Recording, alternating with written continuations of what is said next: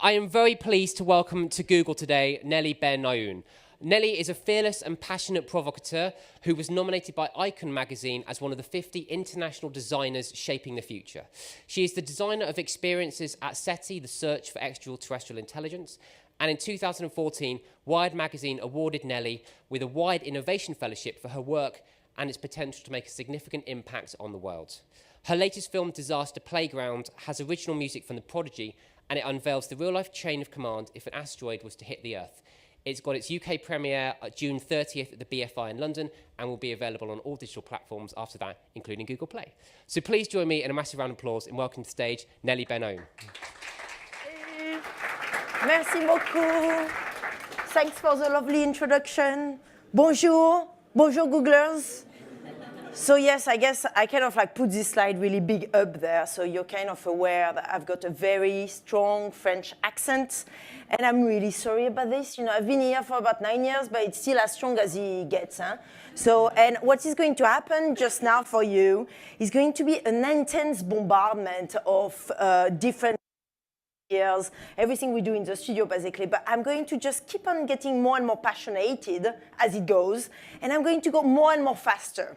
So just be prepared mentally for this.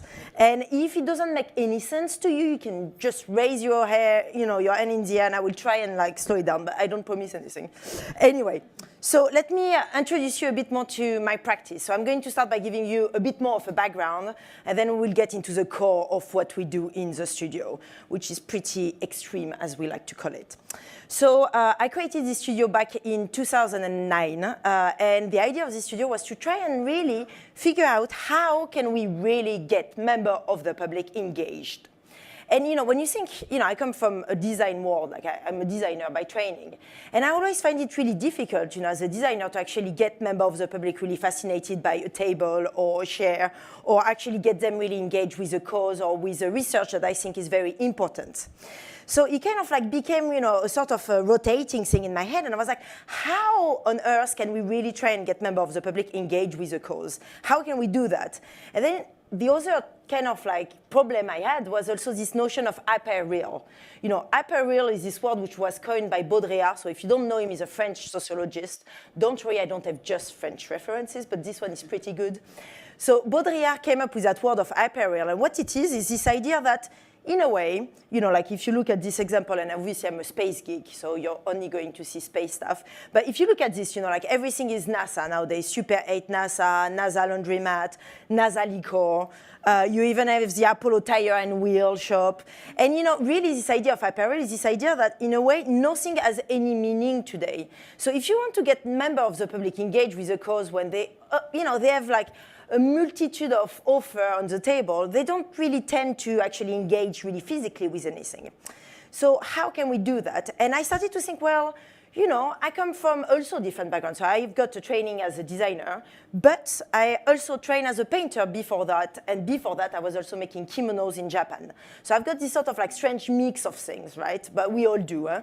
But, for me, I've always been fascinated to actually look at painting and how painters actually bring in other disciplines into their practice. So, for example, in the case of Manet, but you can take all the Renaissance as well, you've got this famous painting in which this woman is looking at you, but on the back you can see the scene that either she's dreaming of or the scene that is actually the perspective, of the mirror.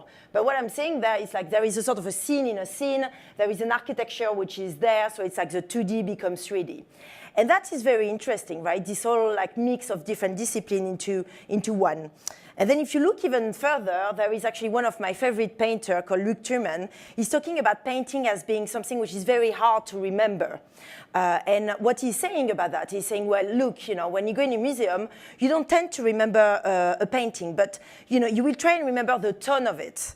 And actually, a tone can really remain in someone's memory. And that's what I think is very interesting. So how can you sort of like bring a tone or bring in a paste to a design product or to something that will sort of like talk to all of us to some extent? How can you do that? Is this even possible? And, I started at that time also taking some classes in theater. And, one of the things that always fascinated me is Commedia dell'arte. Do you know about Commedia dell'arte? Are you awake? Are you okay? I know it's like post-lunch, but show me a bit of the love. So Commedia dell'arte is this theatrical form from basically 17th century. And the idea of Commedia dell'arte is you will have extreme characters. Usually they have a mask as well. And it's pretty much structured. They all have some sort of pathos that they need to perform on stage. But what is very interesting is all the improvisation that are in between. So it really is a craft of improvisation. That's what Commedia dell'arte is all about. And again, I was like, well, when you look at design, again, how can we sort of bring in that component of improvisation or live event as well? How can we bring this into our practice? And so, spending my time getting it into the head, and that's what we came up with in the studio is the design of experiences. So you probably wonder what the heck is a design of experiences. Do you? I hope you do. Let's put it this way. So the design of experiences is really around these two axes. So sorry, it's a bit of background, but then at least you will know where I come from, and hopefully it will make sense to you. But it comes from critical design, and I'm going to tell you a few more words about it. But it's also combining it with a component more of the range of the live event, like the theater of cruelty. Again, I'm going to tell you a few more words about it. Are you excited about this? All these things that Google also has, in the search. But if you don't know about critical design, it really started in 1999, and it was coined into a book called Hertzian Tale by Professor Anthony Dunn and Fiona Raby, his partner. And they actually started this course at the Royal College of Art called Design Interaction, which actually some of you have done, I know. And I also come from there. And what I found really interesting about the whole practice of critical design is this idea that as a designer, usually you will do the A list. So the A list is usually, problem-solving approach.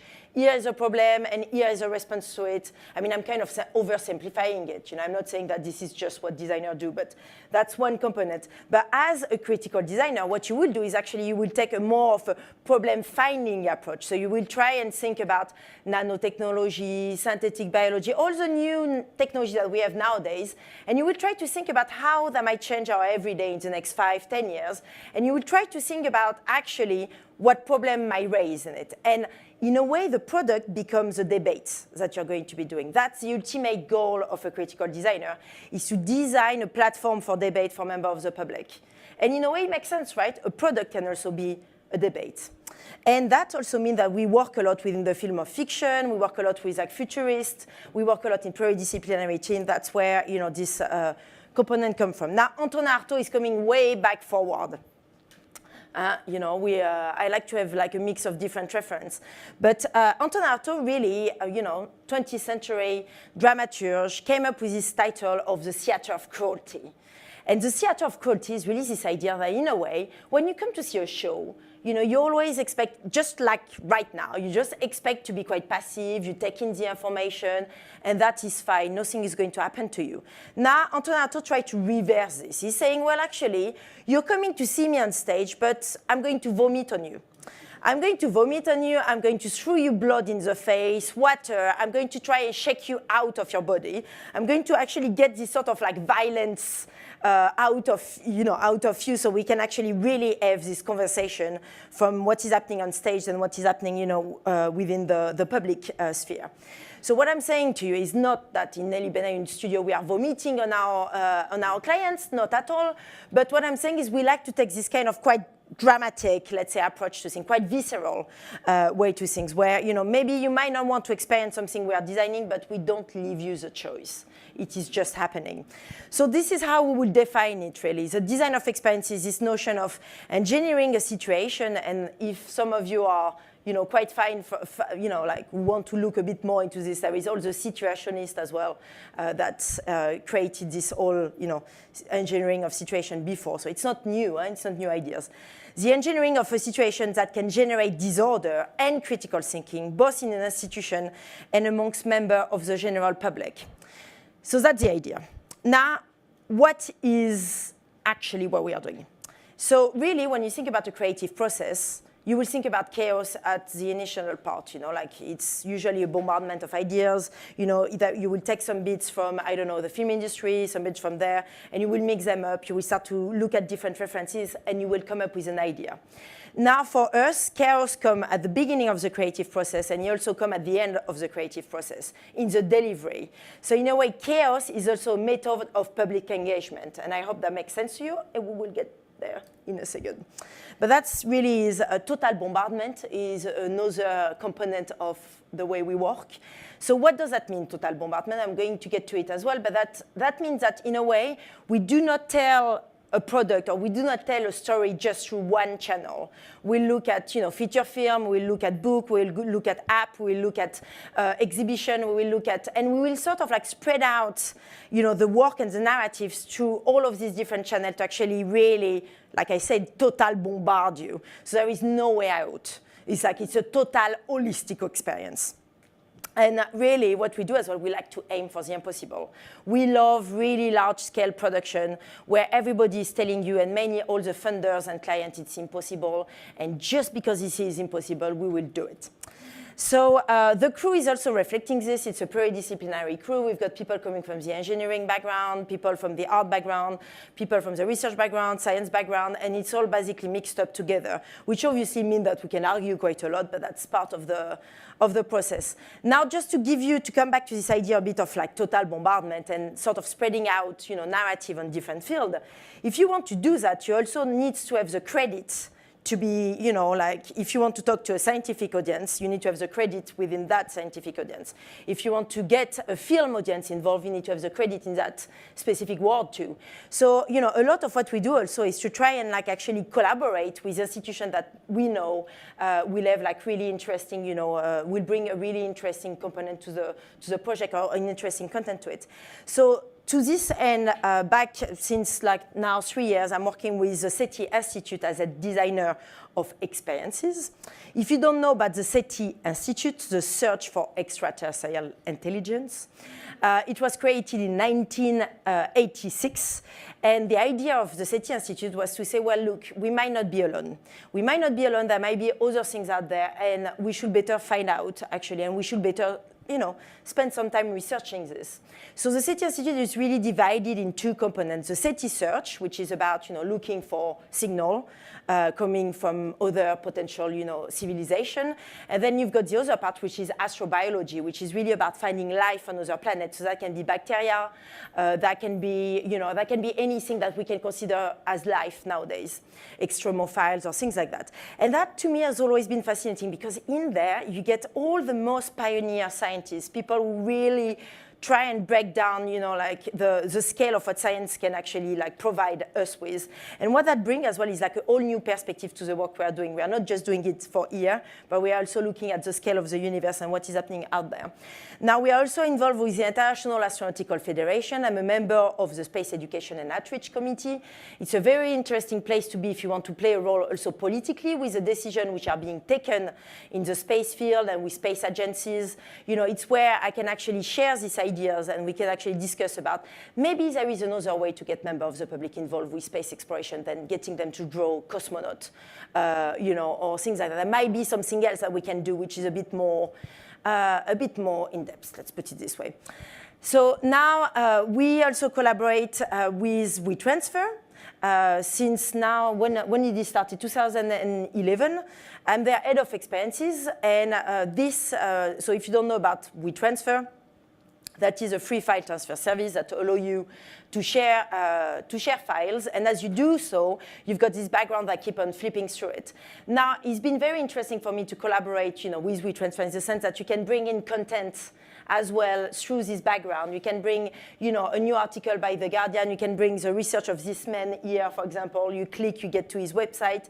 And WeTransfer is 66 million active users, all digital, which, obviously is a very interesting conversation that you can get with them.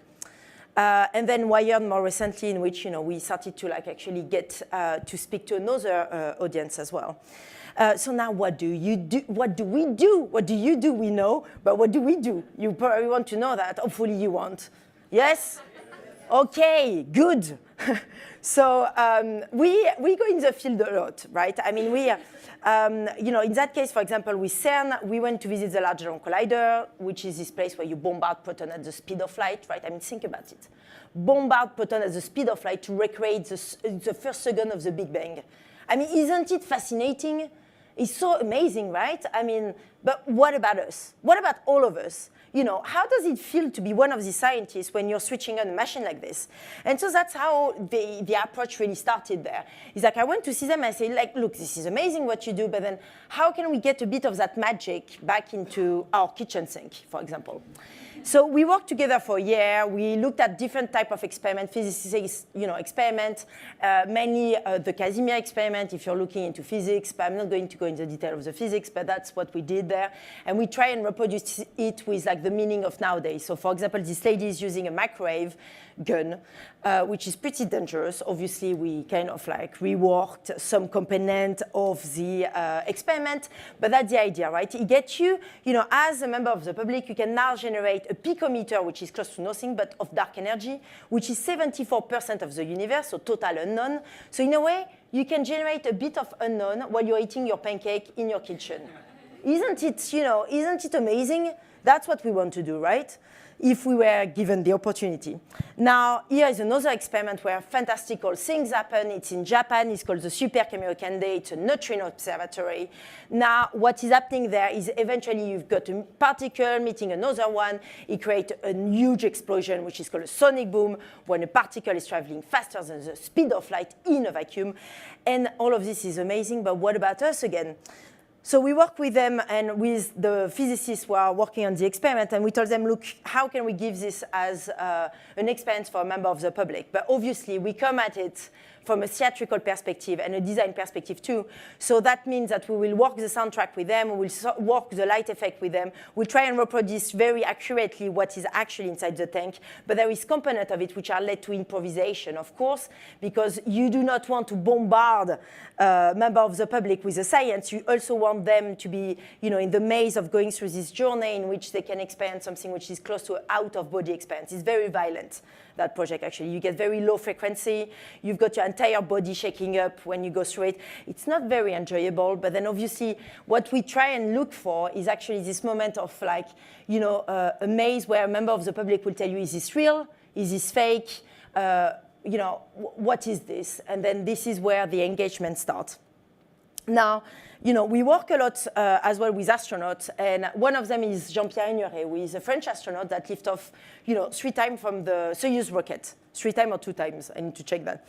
But basically, the idea there is to tell him, well, look, if you're too small, you're too big, you don't have the right PhD, what are your chances to make it in space, really? Let's face it, not much.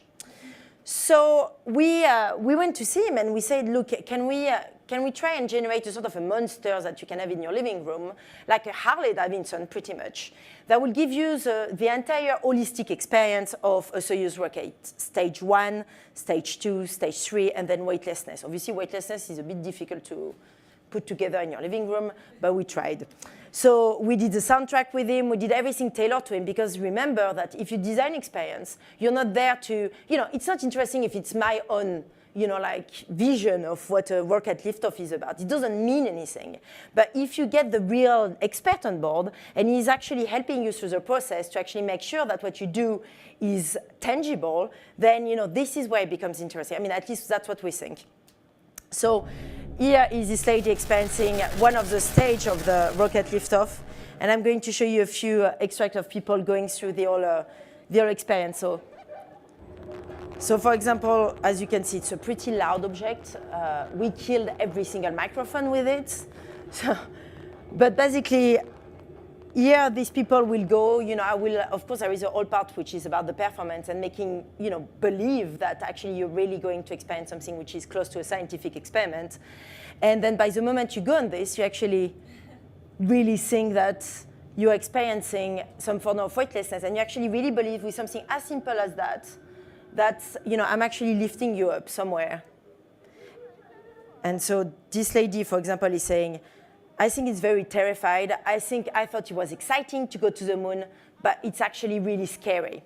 But when you get someone who tells you this, you know that this is job done. Because actually there is nothing more, scary than going into a rocket liftoff. You never know if you're going to make it back or not. So in a way, getting that type of feedback from members of the public is the best you can get really for someone with designing experiences, because that's what you want from them, in a way. So of course, it means that there is a lot of trial and there is a lot of improvisation that come with it, but that's part of our process too. And we accept that. And so here is another kind of like extreme project in which we were questioning what the future of entertainment might be like. And, doing all this project, I realized that actually, as a member of the public, you want things which are more and more extreme. Like even Disney World now is like scary like hell when you think about it, like for a kid, really. You need like to push and push and push to get that moment of thrill, really. And in a way, we were looking at that for this specific project in which we were working with volcanologists at the Mount St. Helens, which is a volcano in the US. And we reproduced chronologically the eruption of this volcano. And we asked them, it comes with a power supply. You push it into your living room, obviously scale down. The point is not to kill you, but it will still burn down quite a big part of your living room. And then what we did is we put it online and we say, who wants to have this volcano? And we were interested really in terms of the feedback. Like we had more than 6,000 people who wanted to have this thing into their living room. And of course, it's starting this whole debate about, of course, what do we want when it comes to entertainment and how much extreme do we want to actually it to be, and whether or not we should domesticate science for this, and specifically volcano, or whether or not we shouldn't do it. So it's bringing up all these ethical and anthropological questions to the table. Now, here is our latest project. Disaster Playground. So Disaster Playground is sort of like bringing up all these different ideas together into a feature film. But with Disaster Playground, what we are looking at is, when you think about asteroid, right, you will think about Bruce Willis with a big drill, ready to save all of us. That's what we all automatically think. And if you think even further, you will think, okay, well, it's pretty much in hands. NASA has got it in hands, or ESA has got it in hands, but someone must have this in hands because we do not want to finish like the dinosaurs. Now, the reality is a bit different. And I didn't use that when I started the project, but I was really interested in this notion of how can we actually bring back the political mind together with the scientific mind? Because, a lot of, if you look at, for example, the atomic bomb, a lot of things that have been reproached to Oppenheimer is the fact that he was so sublime by the technology that in a way he never thought about the cause or, what political implication his discovery will do.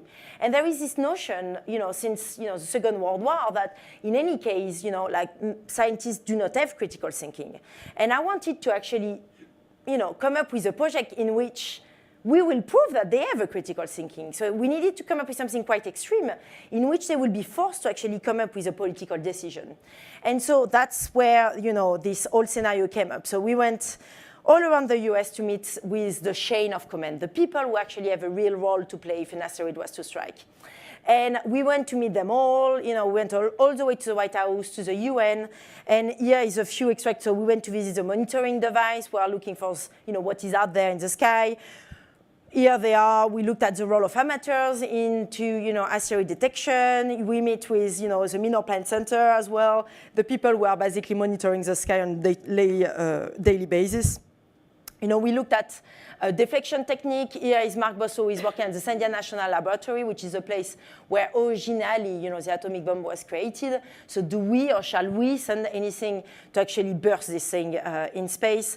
We work with astronauts, notably Rusty Schwackard, with an Apollo 9 astronaut who actually is really, engaged with that specific topic and is one of the mentors of the World Asteroid Day, which I'm going to tell you a bit more about.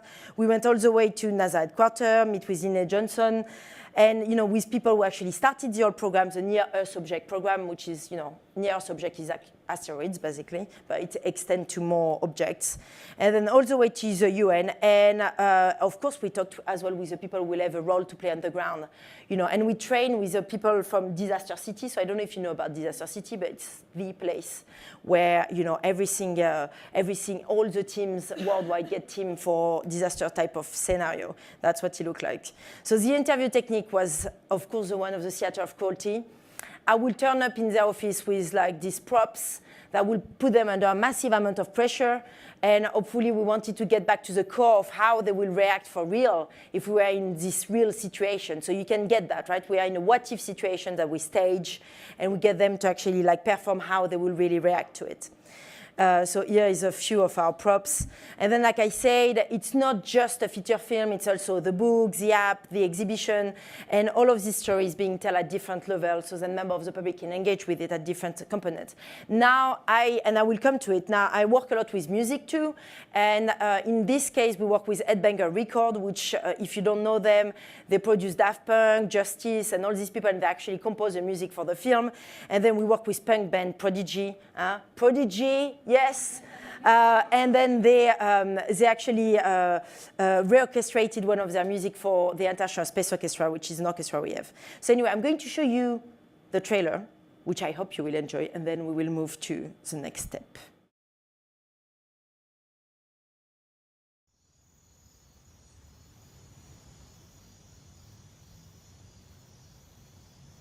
At 0400 Pacific, we were notified of a building collapse at Boeing 239. Cause unknown. Reports indicate a pancake collapse of 3 floors at ground level. Proceed to the scene immediately. This is what we know so far. At 8:30 this morning, an asteroid impacted the county of Granger. Our team on the ground are currently investigating the subject matter. If you can, shelter yourself.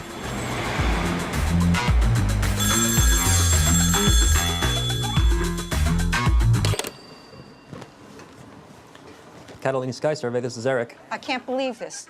There's news here that an asteroid just hit in Texas, and it took out an entire town. I mean, it doesn't make any sense to me what you're talking about. Asteroids? An asteroid. An asteroid.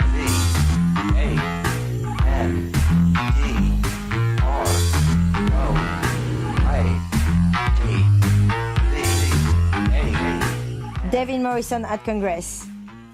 Action. We have the means to protect our planet if we choose to do so. If we don't, we might go the way of the dinosaurs. Asteroids are definitely coming. There is one that's going to hit the Earth. It's already set on that trajectory. We just don't know which one it is. So here's a tremendous catastrophe that can be prevented by humans working and observing and modeling and preparing. We actually came up with Deep Impact before the movie came up with their Deep Impact. And they got a lot of things right. But what did they get wrong? Although it's very exciting to talk about blowing up an asteroid or pushing it or moving it, Yeah. what we need to do before we think about that is understand what's the threat.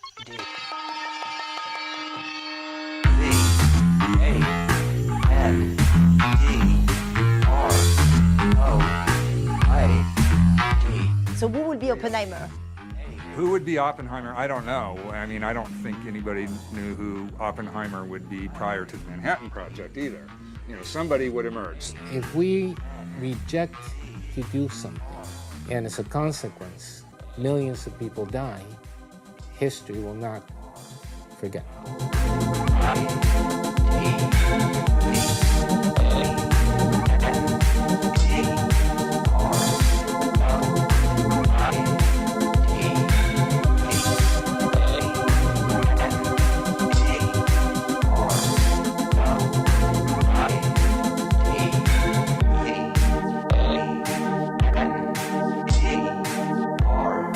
Can we use our big red phone? We don't use phone anymore. I'm not going to go there. Is that true? Of course it's true. Well, I wouldn't say it was not true. I can't do it. Okay, I show you. Because you know what would happen? Yes. We'd be dead. There's nothing to do at that point.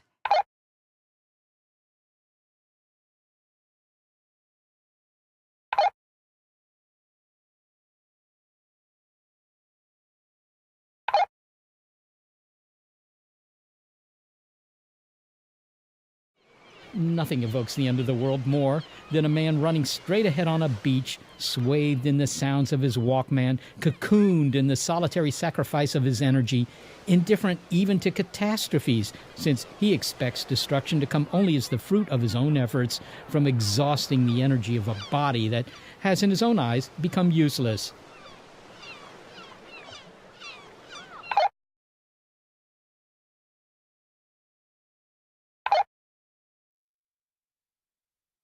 At the BFI, on 30th of June, but it will be, you know, there will be event everywhere.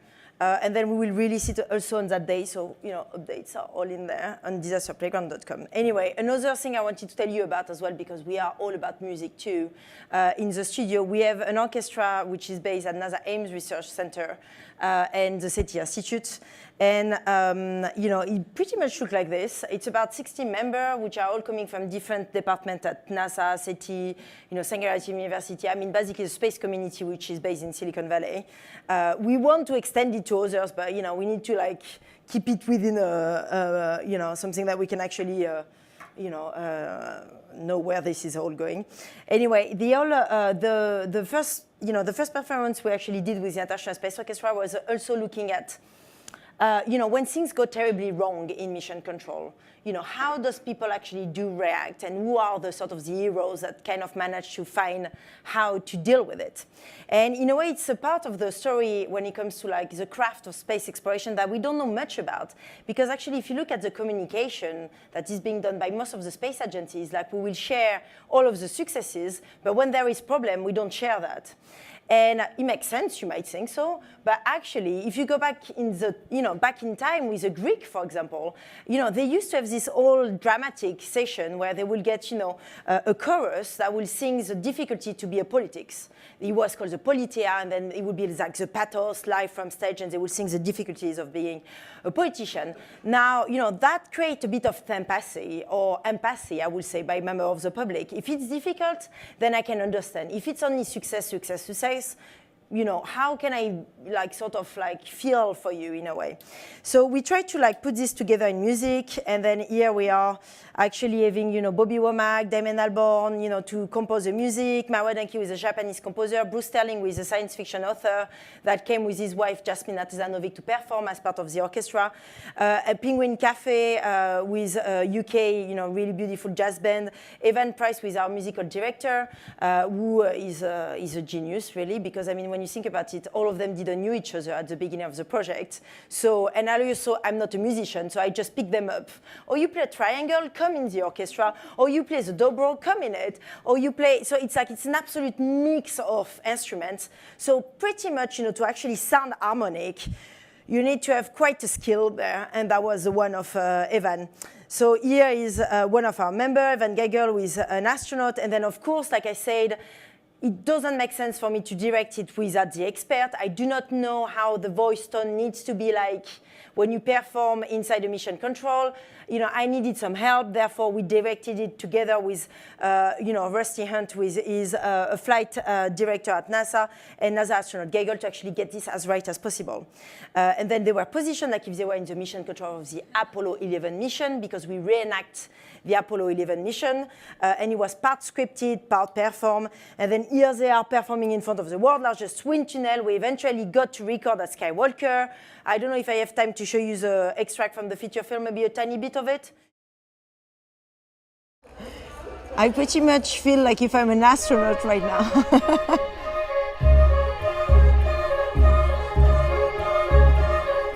The International Space Orchestra, it's a world first, right? It's never been done before. I mean, NASA Ames is such a massive place, 2,500 researchers. So it's as well bringing this whole event together, so then we can all meet and make something happen. Yes, it's going to be very enjoyable, but then also it's going to be quite hard work. So I just hope that you're all going to take part in this and like take it with the right attitude. You remind me of a good con artist. A good what? A con artist. Someone who can sell anything to anybody. Test tubes, go! Beaker, go! Ethanol spray, go! Capcom, we are go for powered descent. We're here, we're on the moon. This is it. That should almost be, every word is just like a crystal coming through. The Eagle has landed. I'm kind of a perfectionist, and I'm a pretty high energy person. You know, science is black and white, and music probably isn't, but it still takes a creative mind to do it. When we go wherever we're gonna go, be it Mars or beyond, you have to take the human spirit with you, or we won't survive or thrive where we're going. I mean, they're never gonna be the Philharmonic, all right? But that's not the point. We did with this project. And then since every year, new performance, new composer, new theme. Lately, it was with Beck at the Davis Symphony Hall, and actually they are getting better and better. They just got a standing ovation, so I was very happy, for them, because a lot of them had to make a choice between going into music or actually going into science. So it was kind of, for them a bit of a moment. And then we eventually got this music that we recorded at Skywalker, which is a place where, they recorded Star Wars initially, right? To be sent in space, of course, where it's actually since August orbiting the Earth on one of these nano satellites, which are run by NanoSatisfy, Spire, if you're interested in nano satellites. And then here they are orbiting and singing from there. And then currently we are working on a new extreme project where we are looking for partners. So if you're interested in joining us in this new expedition, which is pretty cold and very deep down the sea, I cannot say much about it, but it involves Viking ship, underwater discovery, something. So here you go. So that's where you will see it all happening in the next year or so. Voilà. Thank you.